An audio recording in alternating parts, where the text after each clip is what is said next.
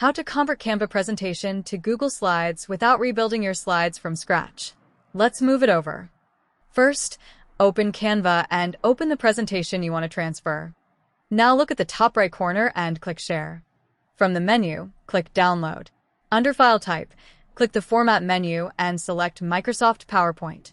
Make sure All Pages is selected. Then click Download. Once the download finishes, you'll find the PowerPoint file in your Downloads folder.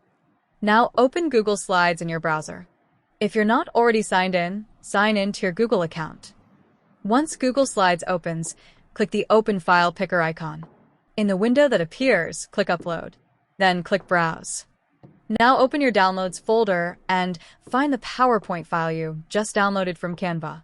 Click the file, then click Open.